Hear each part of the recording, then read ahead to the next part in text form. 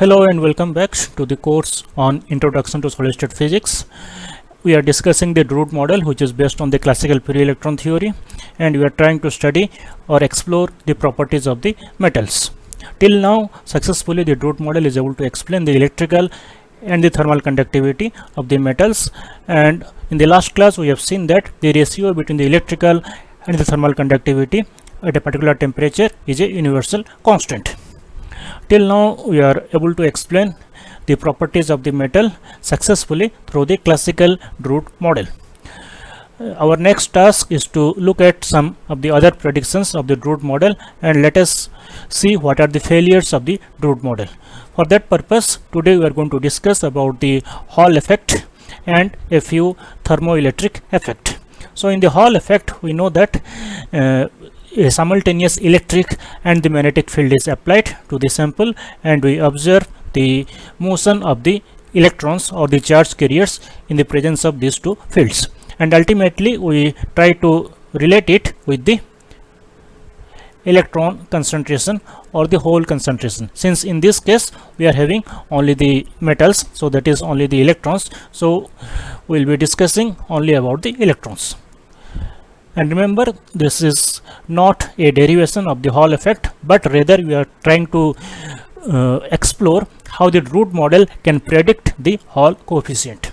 We know that for a single electron in a metal in the presence of an electric field, this is the equation of motion, that is dp by dt is equal to the force experienced by the electron due to the electric field minus of p by tau, where p by tau corresponds to the total resistive force acting on this electron by the other electrons and by the other ions, and tau is called as the corresponding relaxation time.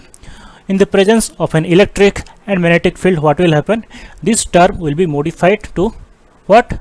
The Lorentz force. So earlier it was only the electric force, so now we have to include the corresponding magnetic force also, and we know the expression for the magnetic force, that is E into V cross P. So now let us replace it. So this is the total force now acting on the charge particle, that is the electron, due to the electric and the magnetic field, and rest of the terms remain the same. So now let us apply the same logic, that means the system attains equilibrium, and we call that as the steady state, and under the steady state condition we know that the rate of change of momentum is equal to 0. So if we put the rate of change of momentum to be equal to 0, then we can obtain an expression for E times E. So what will be E into E? It will be minus of E V cross B plus of P by tau. That is what we have done it here. So E into E is equal to minus of E V cross B plus P by tau. Our ultimate aim is to write this in the form of the Ohm's law, which is E is equal to rho into J, right?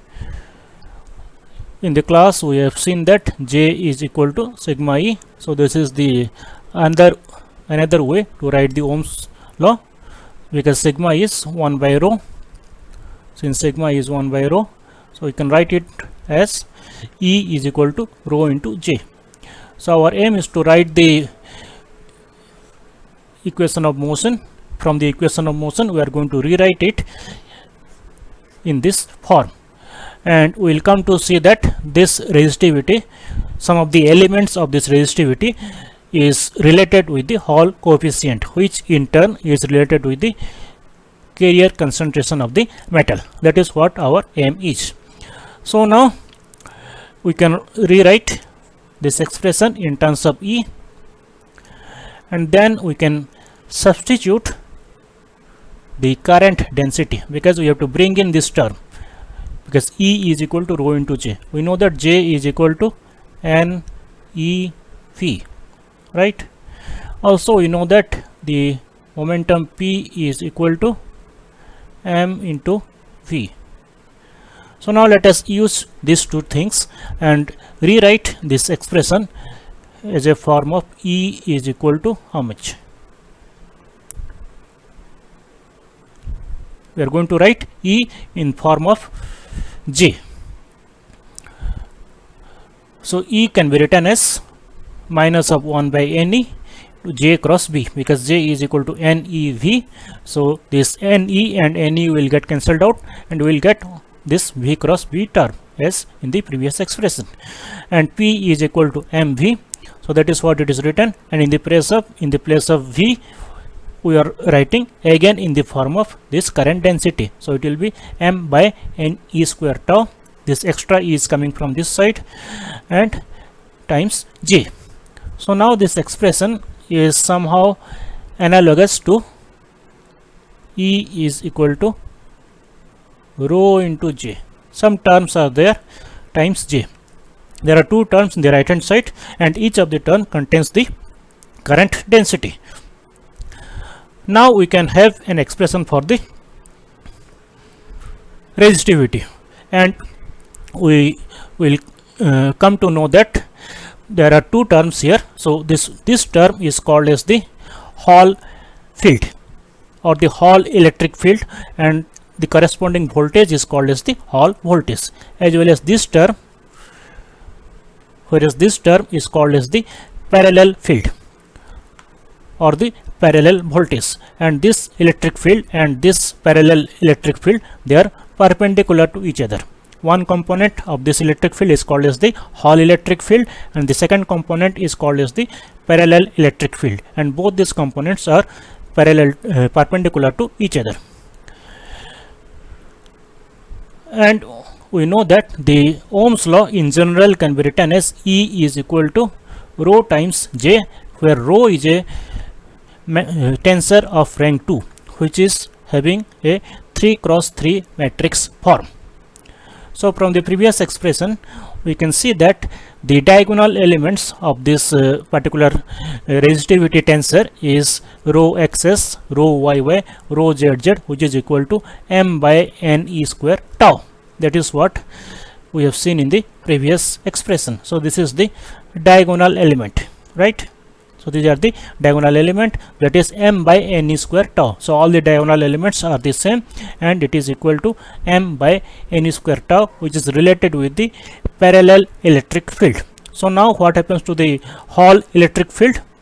So that will constitute the off diagonal elements, that which is rho xy, which is equal to minus of rho yx. This is an antisymmetric of diagonal elements, and is equal to minus of b by Ne. Remember the expression E is equal to rho times J, and rho is a 3 cross 3 matrix, which is a tensor of rank 2. The diagonal elements, they correspond to rho xs, rho yy, rho zz, and is equal to m by Ne square tau. Whereas the off diagonal elements, if the magnetic field is acting along the z direction, they correspond to rho xy and rho yx, and both are antisymmetric. That means rho xy is equal to minus of rho yx, and the expression is equal to minus of b by Ne. So now let us pictorially have a look at the sample and see how the electric and the magnetic field play the role and they generate the Hall voltage. So this is the rectangular SAPAT sample. So now let us try to apply the electric field, which causes the electric current density along this direction. We are applying the electric field along this direction, so the corresponding current will flow along this direction, that is the minus x direction. So now let us apply the magnetic field along the z direction. So electric field is being applied along the x axis, and magnetic field is along the z axis. So the current is flowing along the positive x axis, and we are applying the magnetic field. So as a result, what is going to happen? The Hall voltage is generated, which is perpendicular to this electric field, as well as to the magnetic field, which is along the y axis. Okay, so this is the normal Hall effect that we have studied in our undergraduate courses. So using this, let us define the Hall coefficient, which is defined as the the Hall resistivity is defined as the off diagonal elements of the resistivity tensor. So here what are the off diagonal elements?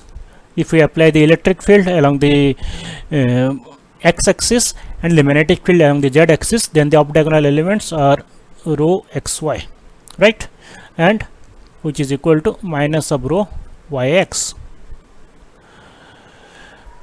And this off diagonal element is called as the Hall resistivity, and the Hall coefficient is defined as the ratio between this diagonal element, the off diagonal element, with the magnetic field that is applied. So ratio between the off diagonal element rho yx and the magnetic field is called as the Hall coefficient. And we know that rho yx is equal to how much? It is, in the last slide we have seen that it is equal to b by ne, b by ne, right? So if we replace this rho yx with b by ne, then we can write the corresponding Hall coefficient according to the Drude model is minus of 1 by ne, and minus sign, the negative sign is coming because of the charge of the electron. So in this case, this term rho yx is equal to b by ne is coming directly from the Drude model, right? This is coming from the equation of motion that we had obtained using the Drude model. That's why this Hall coefficient according to the Drude model is minus of 1 by ne, and this corresponds to the negative charge of the electron. That means the electrons are the charge carriers in the metals.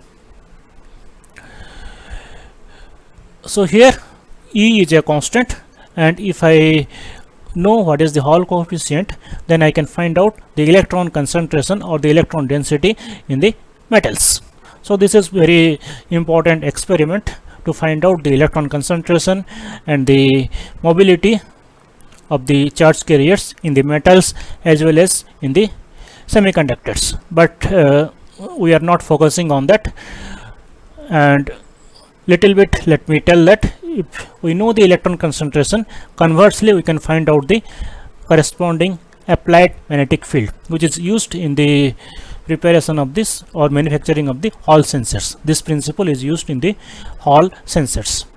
Rather, in the Hall sensors we are not using the metals, rather we use the semiconductors, because we know that in the semiconductors this n is very small, of the order of 10 to the power 15, whereas in the metals it is of the order of 10 to the power minus 10 to the power 22 per centimeter cube, whereas in the semiconductors it varies from 10 to the power 10 to 10 to the power 15 per centimeter cube. And because of the low value of the electron concentration or the hole concentration, the Hall voltage produced is very large. That's why it becomes handy to find out the applied magnetic field using this particular formula that we have studied. But remember, all these things that you are getting it is using the Drude model.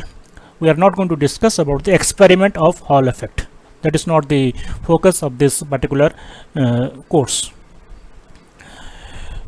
And further, if we know the carrier concentration, we can find out the relaxation time of the electrons from the Drude model using this formula for the electrical conductivity. Suppose we can measure the electrical conductivity by applying the voltage and the current.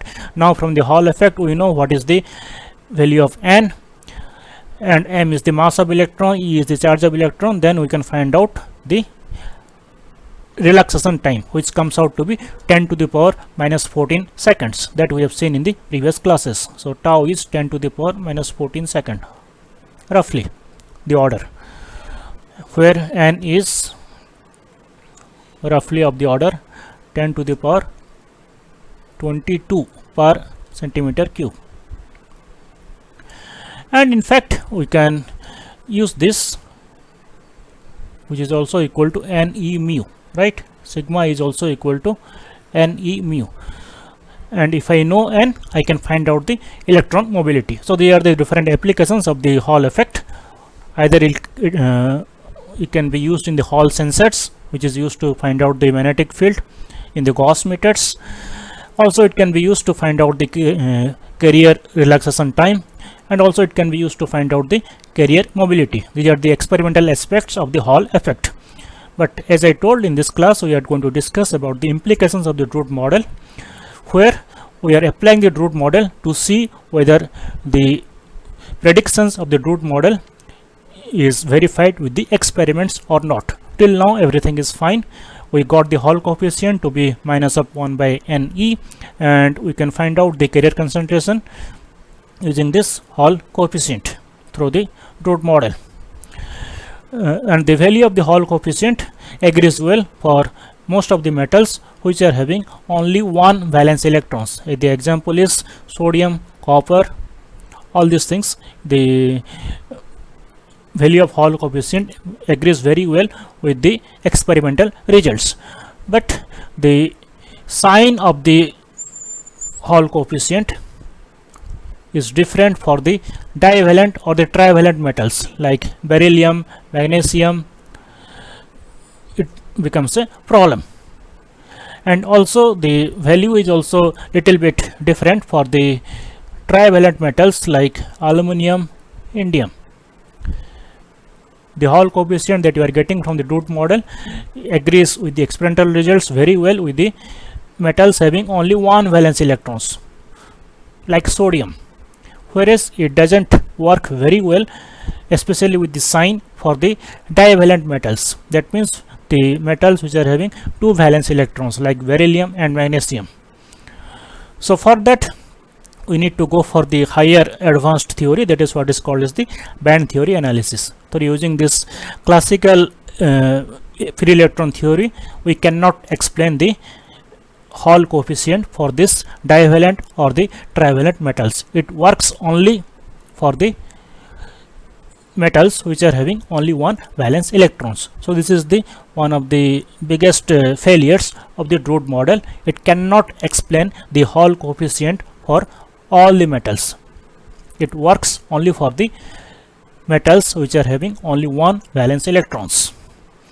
So now let us quickly discuss about the thermoelectric coefficients, that is the Peltier coefficient and the Seebeck coefficient that is predicted from the Drude model. So what is the Peltier coefficient? It relates the thermal current density with the electrical current density. We know that JQ is the thermal current density and J is the electrical current density, and JQ is equal to pi times J, where pi is the Peltier coefficient. So here capital pi is the Peltier coefficient, and this Peltier coefficient can be obtained from the Drude model. How? Because already we know the expression for the thermal current density from the Drude model, expression for the electrical current density from the Drude model. If we apply that, then we can get the ratio between them and we can find out the Peltier coefficient from the Drude model.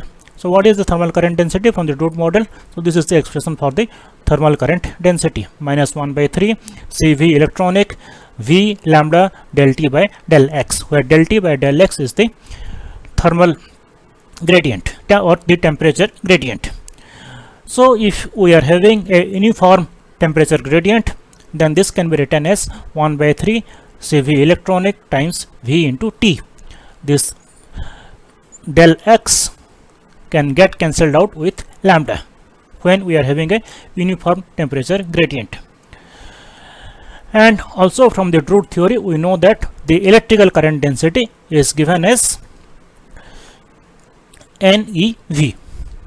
So J is equal to NEV and JQ is equal to 1 by 3 CVEL VT, and here the CVEL we know from the kinetic theory of gases, it is 3 by 2 NKB, where N is the electron concentration. So now job is very easy. We can take the ratio between JQ and J and we can find out the Peltier coefficient. So the Peltier coefficient, if we divide these two things, then we can get it to be KBT by 2E. So this is the Peltier coefficient according to the Drude model for the metals.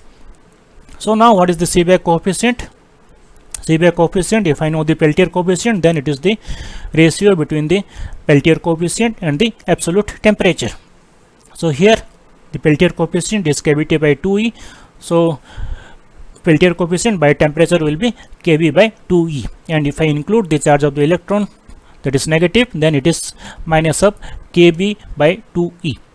And here both the terms are constant. Kb is a constant, E is the charge of the electron, and we can calculate this, and it comes out to be minus of 4.3 into 10 to the power minus 4 volt per Kelvin. So this is the value for the Seebeck coefficient for all the metals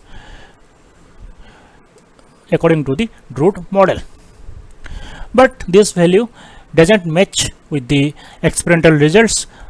Rather, this number is 100 times, roughly 100 times larger than the experimental values. And the main reason behind that is that we have wrongly estimated the heat capacity. The heat capacity has been wrongly estimated, and we have seen that this is according to the classical kinetic theory, it is 3 by 2 nkb, and the CV value is very, very large. But experimentally, if I measure, then the value of the heat capacity is much lower. This is because of the wrong estimation of the electronic heat capacity that we obtained from the simplistic picture of the classical Drude model in analogy with the kinetic theory of the gases. So let us summarize this complete Drude model. So the basic assumptions is that it is based on the kinetic theory of the gases, and the average interactions is taken care of by the collision time tau, and the electrical conductivity is related through this particular relation with the collision time, and the Hall coefficient gives the electron density n. What are the success of the Drude model? The most important success is the Weidmann-Franz law, which relates the thermal conductivity with the electrical conductivity at a particular temperature. The ratio between the thermal conductivity and electrical conductivity at a particular absolute temperature is a constant. That is what is the Weidmann-Franz law. And this Hall coefficient agrees well with the experimental results for most of the metals. That means for the metals which are having only one valence electrons. So now, what are the failures of the Drude model? As we saw, the sign of the Hall coefficient is wrong for many of the metals which are having more than one valence electrons. The other failure was what? The Seebeck coefficient is 100 times larger than the experimental values. Why? Because we have overestimated the value of CV. CV is, we have taken it to be 3 by 2 nkb, and this is an overestimation. So the next correction we will get it from the Sommerfeld theory, which is a quantum mechanical corrections to the Drude model, because till now we are treating the electrons as the classical particles, and classically we know that the electrons are identical but they are distinguishable, but that is not the case quantum mechanically. So they are identical but they are indistinguishable, and they obey the famous Pauli's exclusion principle. That means two electrons cannot occupy the same quantum mechanical states, and because of this they obey a particular statistics, that is what is called as the Fermi-Dirac statistics. So we'll apply this Fermi-Dirac statistics, and we'll try to correct the classical Drude model and obtain the other properties of the metals.